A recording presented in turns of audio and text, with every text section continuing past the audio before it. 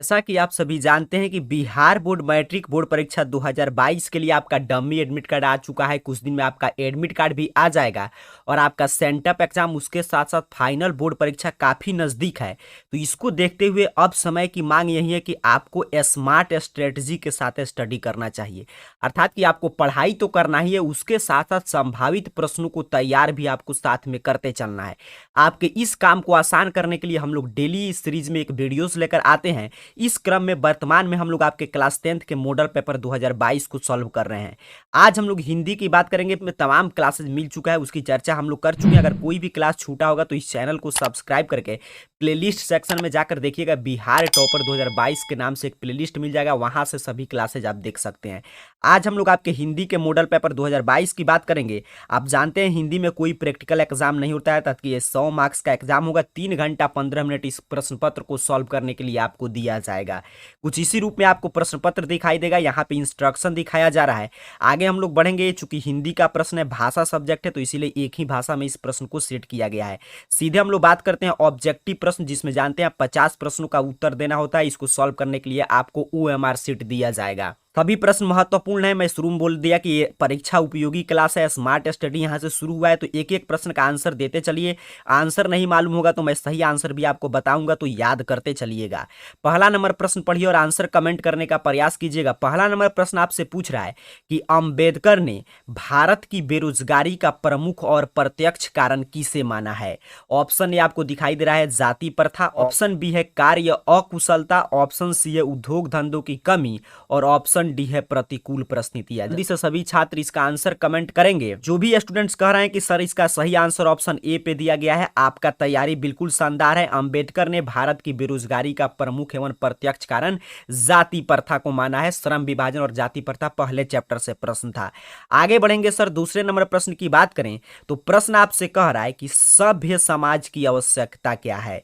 सभ्य समाज की क्या आवश्यकता है, पहले नंबर चैप्टर से प्रश्न फिर रिपीट कर रहा है, जल्दी से बताइएगा। बड़ा ही शानदार प्रश्न इस मॉडल पेपर में आपके लिए सेट किया गया है। बिल्कुल सही। जो भी छात्र कह रहे हैं सर इसका भी आंसर ऑप्शन ए पे दिया गया है, तो आपका चला आंसर बिल्कुल सही है। सभ्य समाज की आवश्यकता है श्रम विभाजन। आगे बढ़ेंगे सर, तीसरे नंबर प्रश्न की बात करें तो प्रश्न आपसे कह रहा है कि हु आर शूद्राज। क्या पूछा? हु आर शूद्राज पुस्तक किसकी रचना है। ऑप्शन देखकर चारों ऑप्शन आपके दिखाई दे रहा है। ऑप्शन ए पर है महात्मा गांधी, ऑप्शन बी पे है यतीन्द्र मिश्र, ऑप्शन सी पे है भीमराव अम्बेडकर, ऑप्शन डी पे है मैक्स मूलर। देखिए आप क्लासेस को कभी देखें, क्लास को बिल्कुल आपको ऐसा लगना चाहिए कि हम ऑफलाइन क्लास में पढ़ रहे हैं। तो अगर आप इस समय देख रहे हैं तो ठीक है, आंसर कमेंट बॉक्स में कमेंट करते चलिए। अगर कभी देख रहे हैं बाद में, तभी कॉपी उठाकर एक एक आंसर आपको मन में ही देने का प्रयास करना चाहिए। इसलिए आपको टाइम दिया जा रहा है। इससे क्या होगा कि आपका रिवीजन होगा और प्रश्न भी आपको याद हो जाएंगे, दोबारा आपको याद करने की आवश्यकता नहीं है। जितने भी छात्र इसका आंसर कमेंट कर रहे हैं कि सर इसका आंसर ऑप्शन सी पे दिया गया है, तो आपका आंसर बिल्कुल राइट है। आपका तैयारी बिल्कुल शानदार चल रहा है। हु आर शूद्राज जो है भीमराव अंबेडकर की रचना है। आगे बढ़ेंगे सर, 4 नंबर प्रश्न की बात करें तो प्रश्न आपसे कह रहा है कि 20 के दांत कहानी के प्रमुख पात्र कौन है। बड़ा ही शानदार प्रश्न है। जल्दी से सभी छात्र इसका आंसर कमेंट करेंगे। सभी स्टूडेंट्स इसका आंसर बताइए। पूछा है कि 20 के दांत कहानी का प्रमुख पात्र कौन है। तो अगर 20 के दांत कहानी आप पढ़े होंगे तो इसके प्रमुख पात्र ऐसे देखा जाए तो मदन है। कौन है प्रमुख पात्र? मदन। लेकिन देखिए यहाँ पे मदन नहीं दिया गया है, और मदन के अलावा सेन साहब, उसके साथ साथ आपके गिरधर, खोखा, ये सभी कहानी के मुख्य पात्र हैं। आपके कॉमन सेंस पे छोड़ा जाता है कि इसका आंसर आपको खुद बताना है। आगे बढ़ेंगे सर, 5 नंबर प्रश्न की बात करें तो प्रश्न आपसे कह रहा है कि झोपड़ी और महल की लड़ाई में अक्सर कौन जीतते हैं। सेम चैप्टर से प्रश्न है, 20 के दांत चैप्टर से। बताइएगा क्या पूछा है कि झोपड़ी और महल की लड़ाई में अक्सर कौन जीतते हैं। तो आप पढ़े होंगे कि झोपड़ी और महल की लड़ाई में अक्सर महल वाले जीतते हैं। लेकिन ये चूंकि आपका जो 20 का दांत चैप्टर है ये व्यंग्यात्मक, अर्थात कि इस पे टिप्पणी किया गया है, व्यंग किया गया है, तो इसमें बताया जा रहा है कि अक्सर तो महल वाले जीतते ही हैं, लेकिन इस जीत से कोई बेफायदा नहीं होता है, ताकि उसके जीत में भी उनकी हार निहित होती है। लेकिन फिलहाल राइट आंसर ऑप्शन नहीं होगा।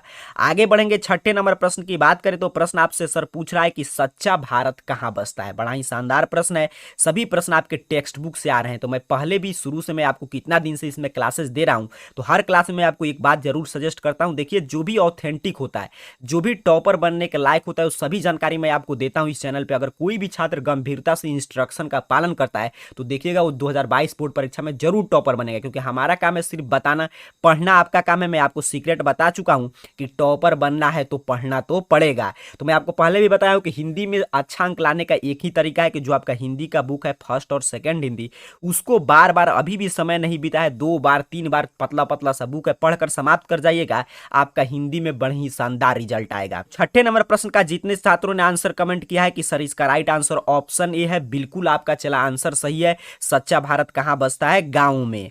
आगे बढ़ेंगे 7 नंबर प्रश्न की बात करें तो प्रश्न आपसे कह रहा है कि भारत से हम क्या सीखे, पाठगद्य की विधा क्या है। आपको बताना है कि भारत से हम क्या सीखे, इस पाठ की कौन सी विधा है। विधा आपको राइटर का नाम है, सभी तो मैं पहले ही सजेस्ट कर चुका हूं, आपको याद करना चाहिए। इस चैनल पे वीडियो भी मिल जाएगा, मैं पहले पढ़ा भी चुका हूं। तो भारत से हम क्या सीखे पाठ जो है मैक्स मूलर के द्वारा लिखा गया और इसकी विधा है भाषण।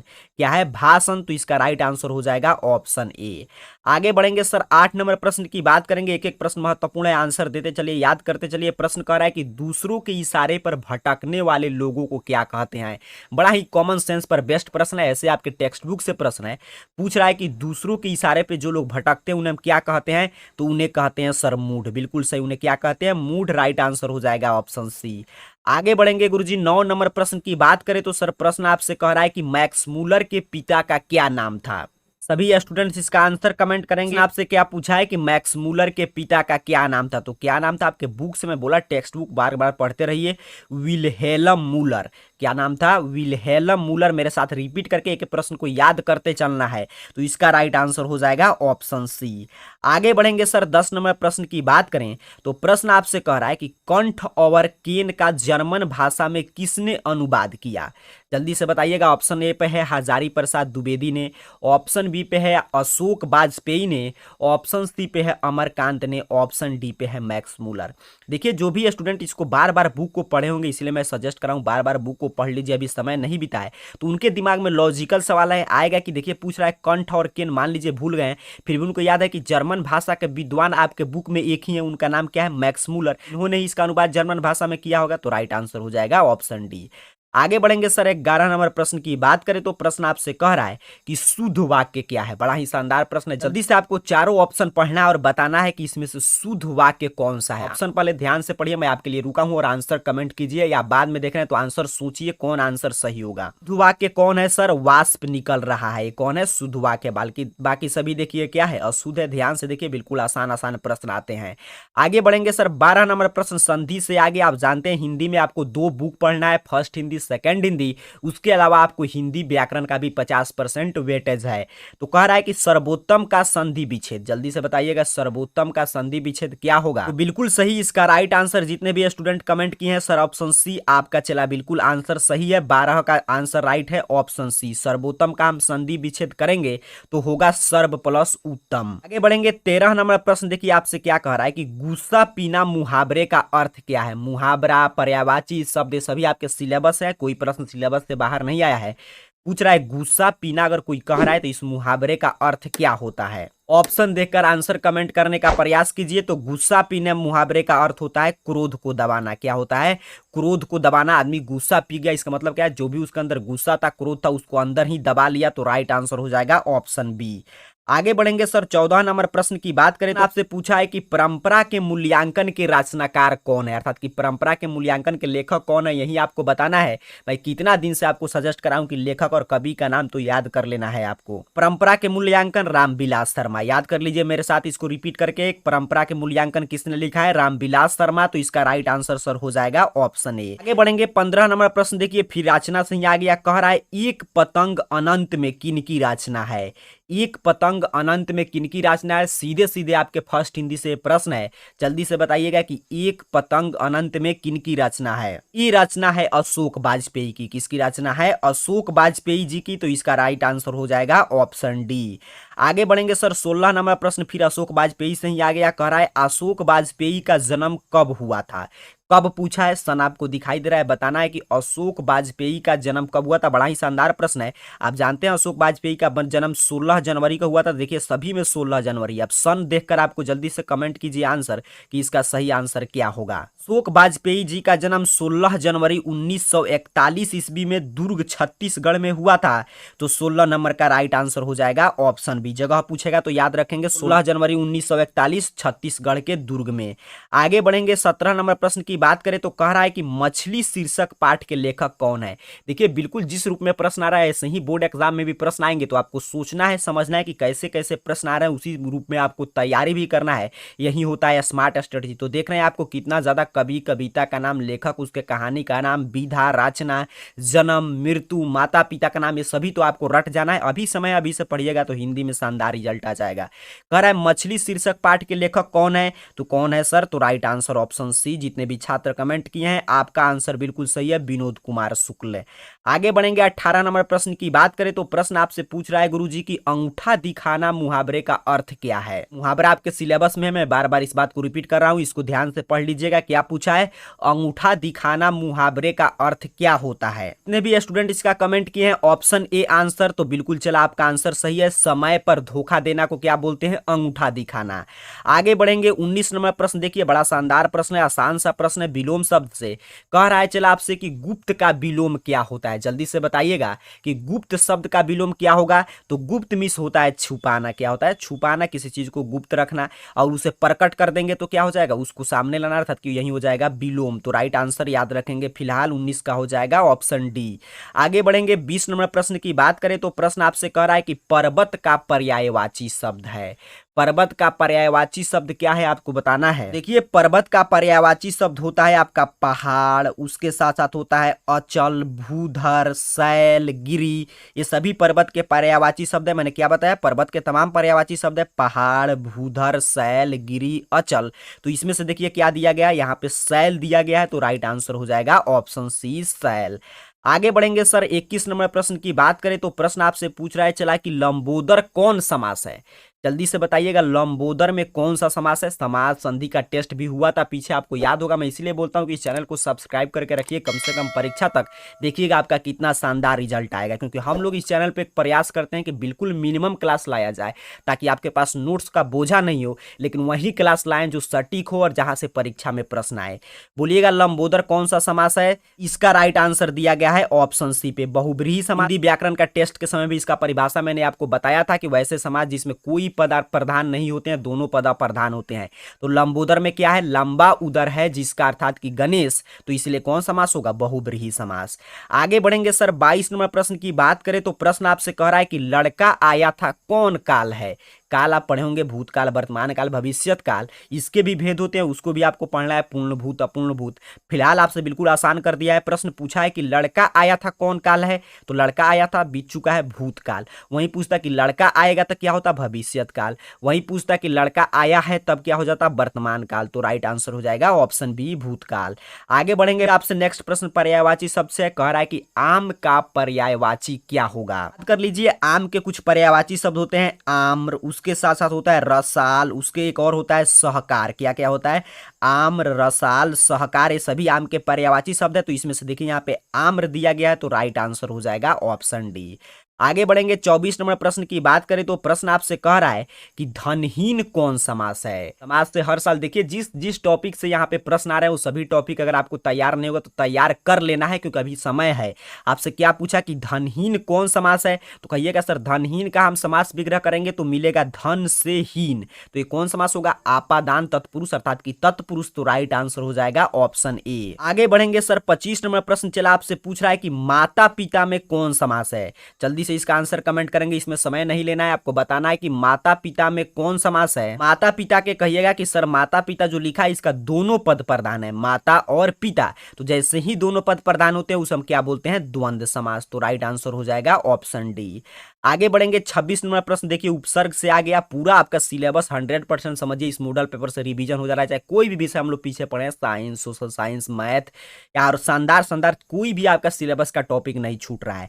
क्या पूछा कि अनुराग में कौन उपसर्ग है? जल्दी से आंसर कमेंट करेंगे सभी लोग। यहाँ पे क्या है? अनु। तो जितने भी छात्र इसका आंसर कमेंट कर रहे हैं ऑप्शन ए आपका चला बिल्कुल आंसर राइट है। इसका राइट आंसर क्या दिया गया है? ऑप्शन ए अनु। आगे देखिए 27 नंबर प्रश्न आपसे पूछ रहा है सर कि गुरु नानक कौन थे? बताइएगा जल्दी से, गुरु नानक कौन थे? ऑप्शन आपको चारों दिखाई दे रहा है, जल्दी से बताएंगे गुरु नानक कौन थे। इसका आंसर दिया गया है ऑप्शन बी पे, सिखों के प्रथम गुरु। सिख धर्म के प्रवर्तक किसे मानते हैं हम लोग? गुरु नानक के। आपके कविता खंड से प्रश्न है। और सिखों के 10वें गुरु कौन थे? गुरु गोविंद सिंह, जिसके बारे में हम लोग संस्कृत के आपके पाटलिपुत्र वैभवम चैप्टर में, उसके साथ साथ आपके इतिहास में भी हम लोग पढ़े हैं। और संस्कृत भी आप जानते हैं, मैं आपको पूरा सिलेबस बुक जो है पूरा पढ़ा चुका हूं। प्रश्न क्या पूछा था 27 नंबर, गुरु नानक कौन थे? तो सिखों के प्रथम गुरु। आपके बुक में स्पष्ट रूप से लिखा गया है सिख धर्म के प्रवर्तक। और सिखों के 10वें गुरु कौन थे? तो वो थे गुरु गोविंद सिंह जी।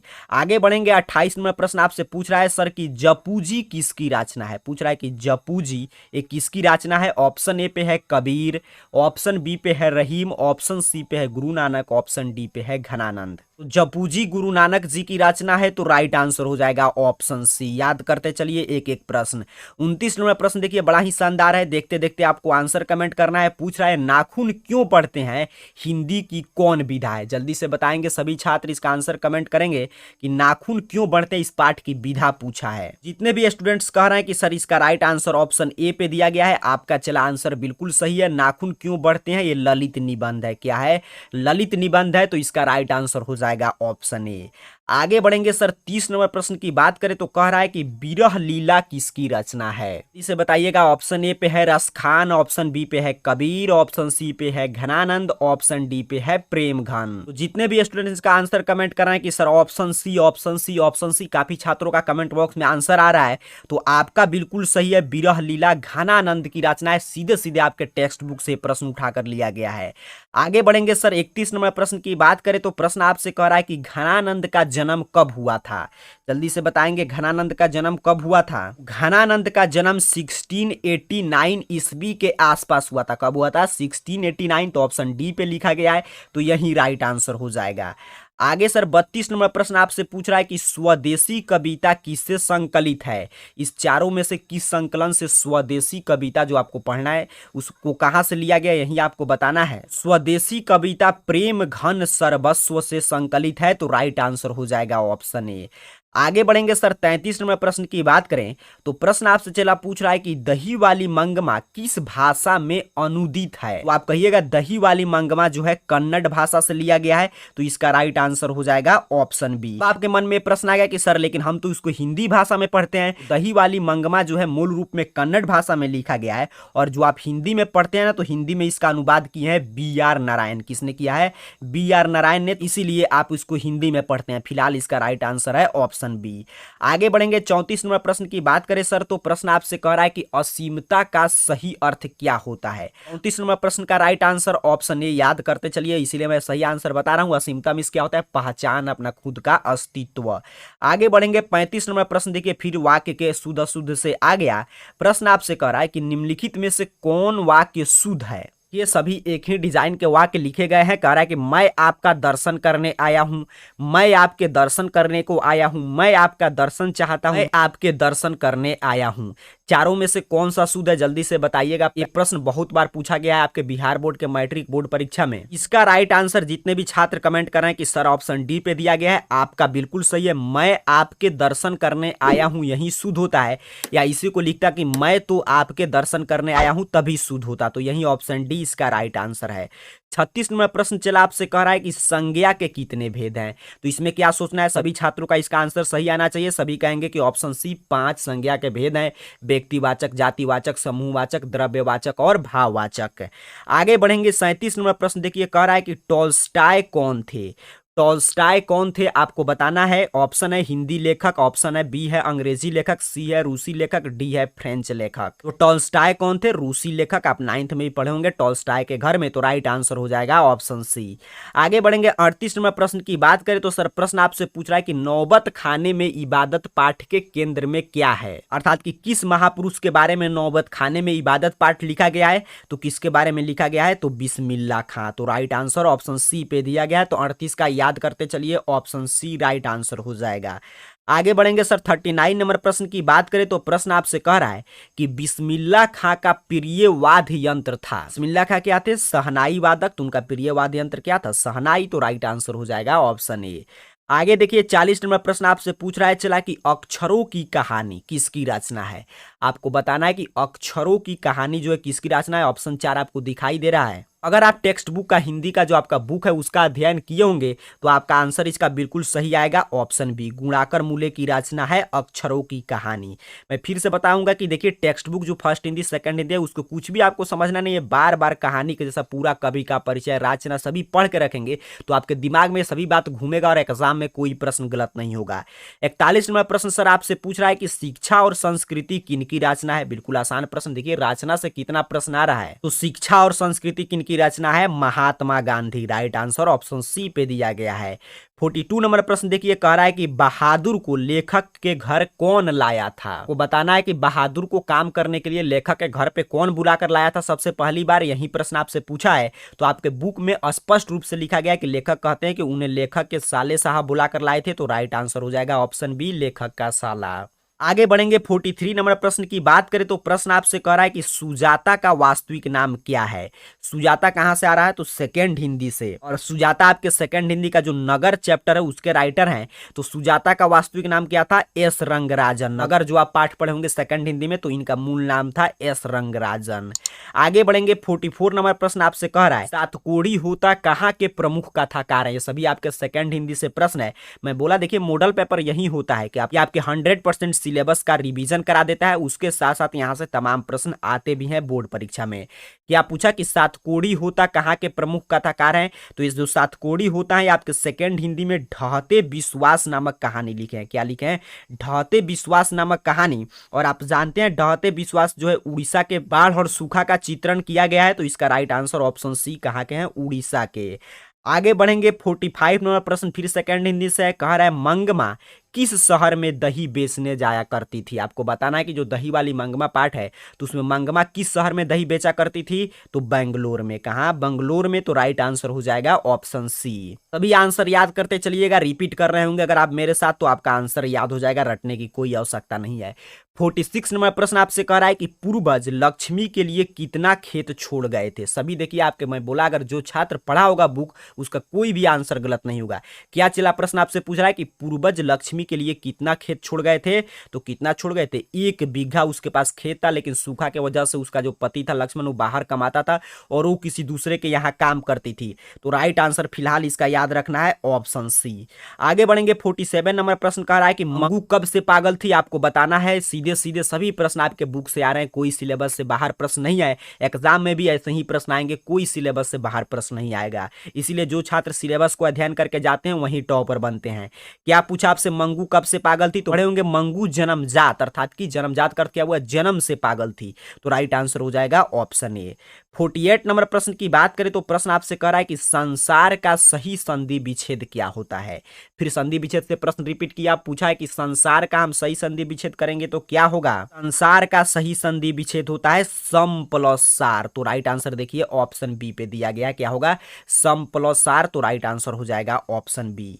आगे बढ़ेंगे सर 49 नंबर प्रश्न की बात करें तो प्रश्न आपसे कह रहा है कि इंद्र का पर्यायवाची शब्द क्या है। ये सभी पर्यायवाची शब्द दिए गए, इसमें बताइए इंद्र का पर्यायवाची शब्द क्या है।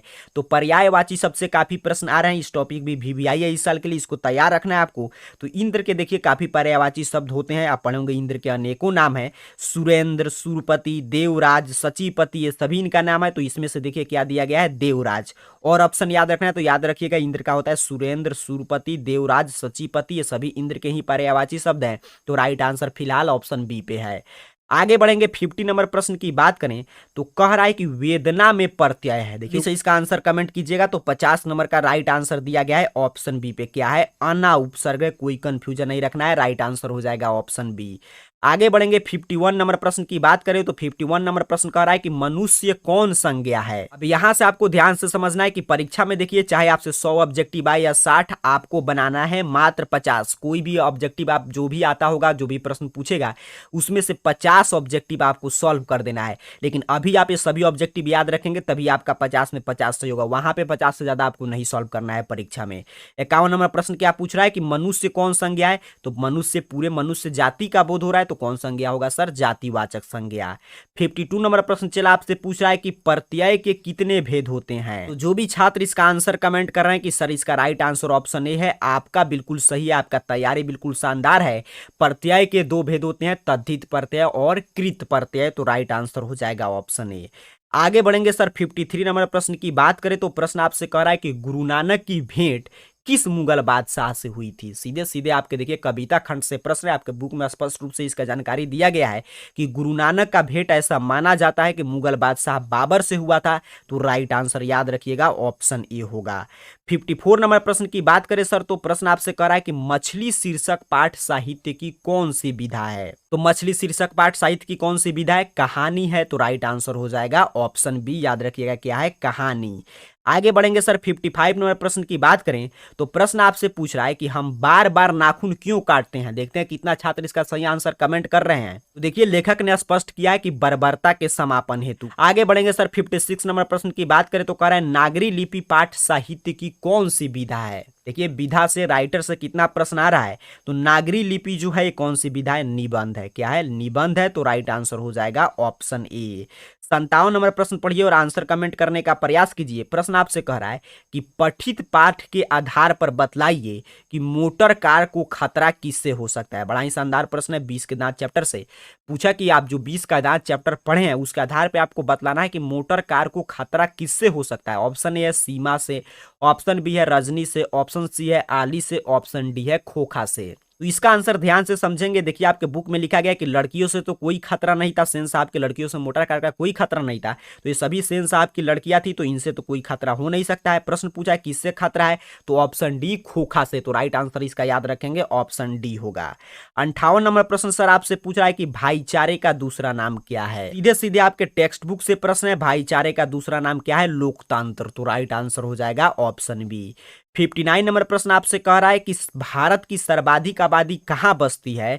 तो भारत की सर्वाधिक आबादी कहां बसती है, गांवों में। तो याद रखेंगे ऑप्शन सी। और 60 नंबर प्रश्न देखिए आपसे पूछ रहा है सर कि वारेन हेस्टिंग्स कहां का गवर्नर जनरल था। तो दारिस नामक आपको याद होगा सोने से भरा जो सिक्का का घड़ा मिला था, उसी में वारेन हेस्टिंग्स का जिक्र आया है। ऐसे आप इतिहास में भी पढ़े होंगे। ये कहां का गवर्नर जनरल था, भारत का। तो राइट आंसर हो जाएगा ऑप्शन बी। तो इस क्लास को लाइक जरूर कीजिएगा क्योंकि क्लास आप ही के लिए चलता है। लाइक करने के बारे में बोलना पड़े बहुत ही शर्म की बात है, आपको लाइक कर देना चाहिए।